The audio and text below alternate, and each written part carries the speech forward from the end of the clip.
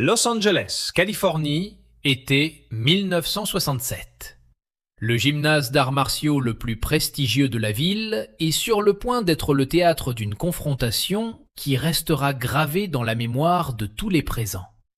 Joe Lewis, champion national de karaté, affiche un record impeccable de 32 victoires consécutives. Il vient de faire une déclaration qui résonne dans tout le milieu des arts martiaux.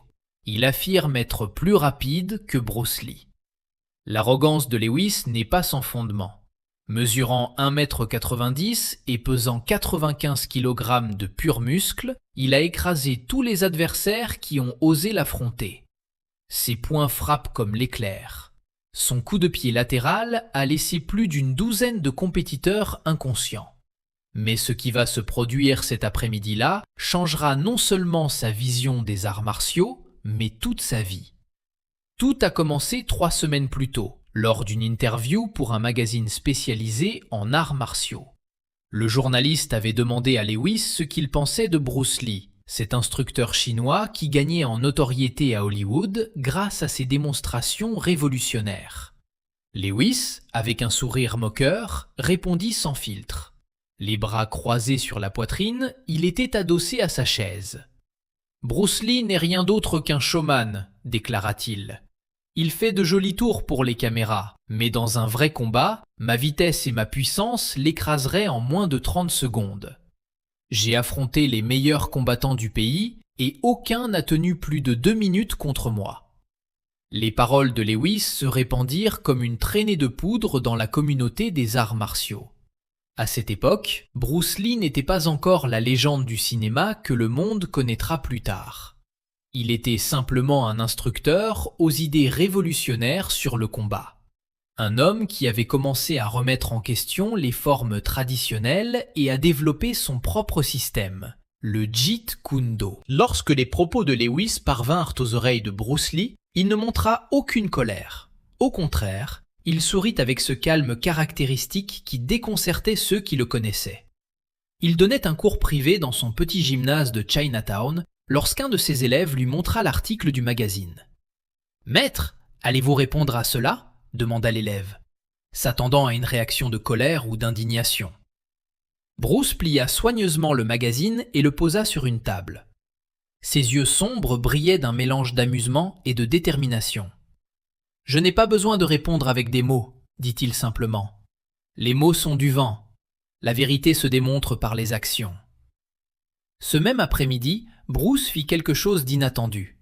Il prit le téléphone et appela directement le gymnase où Joe Lewis s'entraînait. La conversation fut brève, mais significative. Bruce n'appelait pas pour le défier ni pour l'insulter. Au contraire, il fit une invitation qui laissa le champion de karaté perplexe. « J'ai entendu dire que vous êtes le meilleur, » dit Bruce d'un ton courtois mais ferme. « J'aimerais que vous veniez dans mon gymnase samedi après-midi, non pas pour vous battre, mais pour nous entraîner ensemble. Je pense que nous pourrions tous deux apprendre quelque chose l'un de l'autre. Qu'en dites-vous » Lewis, surpris, sentit son ego enfler davantage. Il interpréta cette invitation comme un aveu d'infériorité, comme si Bruce Lee cherchait son approbation ou reconnaissait sa supériorité. Sans hésiter, il accepta. Dans son esprit, c'était l'occasion parfaite de démontrer publiquement que Bruce Lee n'était que du spectacle sans substance. Le samedi arriva avec une chaleur étouffante, typique de l'été californien.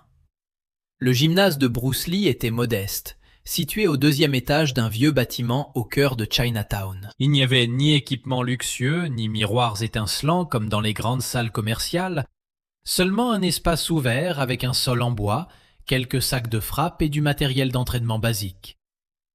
Lorsque Joe Lewis entra, accompagné de 3 de ses élèves les plus fidèles, son expression respirait la confiance absolue. Il portait un gi de karaté traditionnel, parfaitement blanc et impeccable, avec sa ceinture noire soigneusement nouée. Chacun de ses mouvements exprimait puissance et domination. Il incarnait parfaitement l'image d'un champion invaincu. Bruce Lee l'attendait au centre de la salle, vêtu d'un simple pantalon noir, pieds nus. Son torse nu révélait une musculature compacte et définie, très différente du volume massif de Lewis. Autour d'eux s'étaient rassemblées une quinzaine de personnes. Des élèves de Bruce, quelques instructeurs locaux et des curieux attirés par les rumeurs de cette rencontre. « Merci d'être venu », dit Bruce en lui tendant la main avec un respect sincère.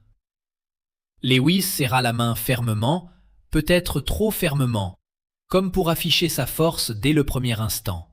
« Pas de problème, j'étais curieux de voir ce que vous pouviez m'apprendre. » Le ton condescendant n'échappa à personne dans la pièce. Plusieurs élèves de Bruce échangèrent des regards, mais leur maître resta impassible, avec ce sourire calme qui ne quittait jamais son visage. « Commençons par quelque chose de simple, » proposa Bruce. « J'aimerais que vous essayiez de me frapper. Un seul coup direct, avec toute votre vitesse et votre puissance. Je ne contre-attaquerai pas. Je me contenterai d'esquiver. » Lewis laissa échapper un rire bref et arrogant. « Vous êtes sûr ?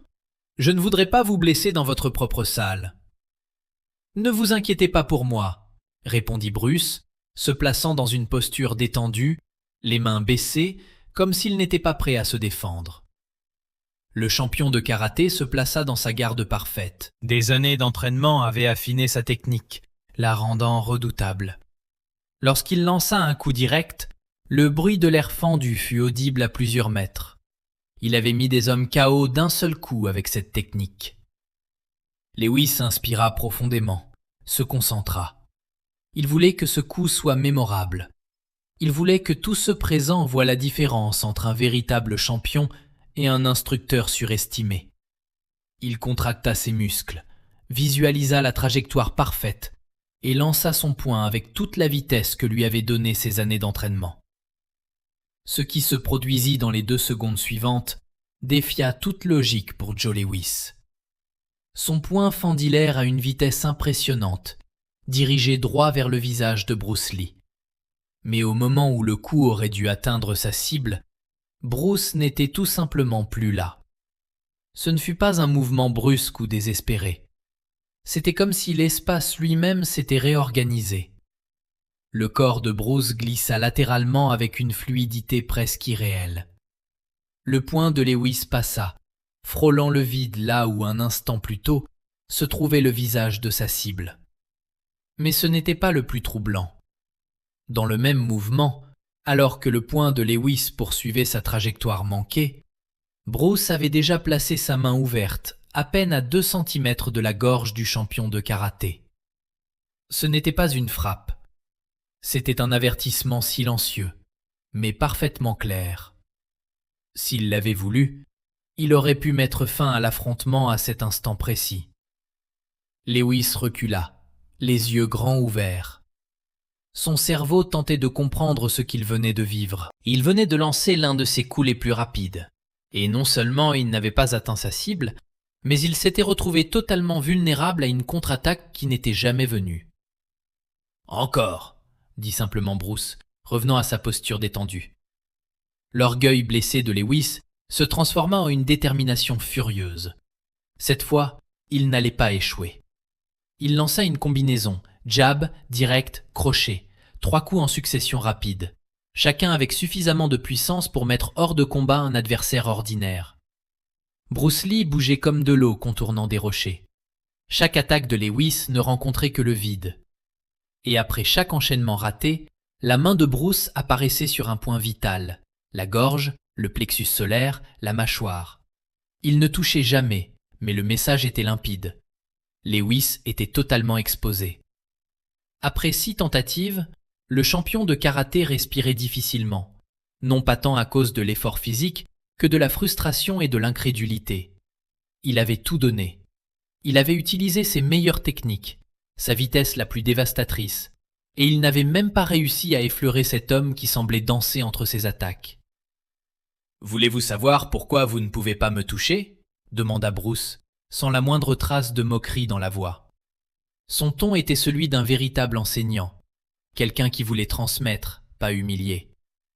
Lewis, l'orgueil brisé mais l'esprit ouvert pour la première fois depuis des années, acquiesça en silence.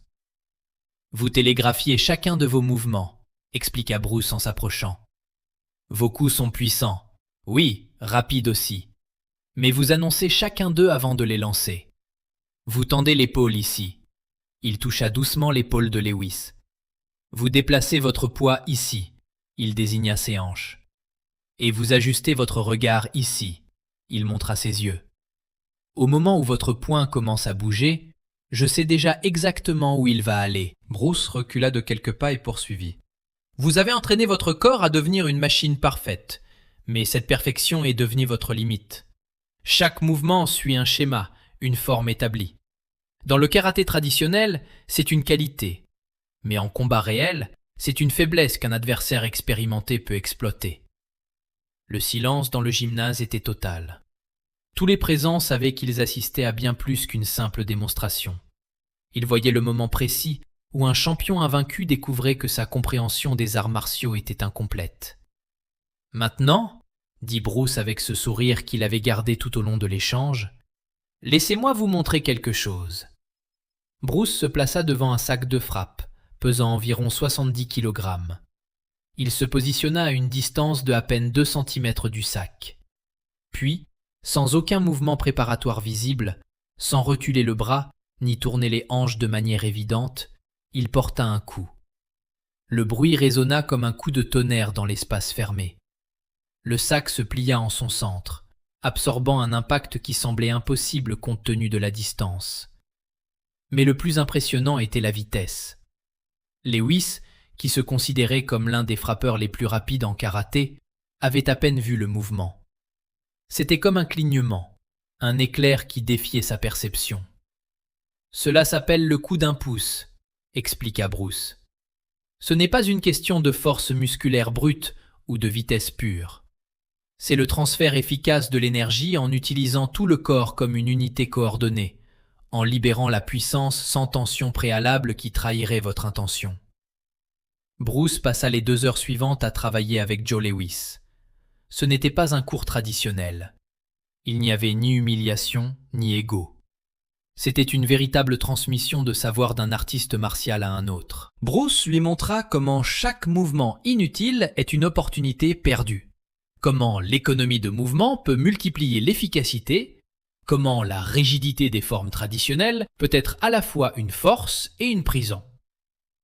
Lewis, à son honneur, absorba chaque leçon avec l'humilité d'un débutant. Son ego avait été démantelé, mais à sa place était né quelque chose de bien plus précieux. Une véritable soif d'apprendre et d'évoluer.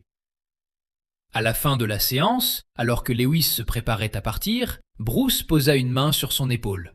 « Vous avez un talent extraordinaire, » dit-il sincèrement. « Votre vitesse et votre puissance sont réelles, mais maintenant vous savez qu'il existe des niveaux au-delà de ce que vous imaginiez. La question est, qu'allez-vous faire de cette connaissance ?» Joe Lewis regarda Bruce Lee dans les yeux et, pour la première fois depuis des années, sourit avec une véritable humilité. « Je vais apprendre. Si vous m'acceptez comme élève, je veux m'entraîner avec vous. » Cet après-midi-là marqua le début de l'une des relations maître-élève les plus fécondes de l'histoire des arts martiaux. Joe Lewis deviendrait l'un des premiers élèves privés de Bruce Lee. Et sous sa tutelle, il évoluerait d'un combattant simplement puissant vers l'un des champions les plus complets et techniquement sophistiqués de son époque. Des années plus tard, bien après que Bruce Lee soit devenu une légende mondiale du cinéma et des arts martiaux, Joe Lewis repensa à cette journée lors d'une interview. Ses mots résonnaient avec la sagesse acquise par l'expérience. Ce jour-là, j'ai appris la différence entre être bon et être exceptionnel, dit-il. J'étais bon, peut-être même excellent dans mon style. Mais Bruce était à un niveau complètement différent. Ce n'était pas seulement sa vitesse ou sa technique, c'était sa compréhension profonde des principes fondamentaux du combat. J'ai réalisé que je regardais les arts martiaux à travers un tunnel, ne voyant que ce que mon entraînement traditionnel m'avait montré. Bruce m'a appris à ouvrir les yeux et à voir l'ensemble du panorama.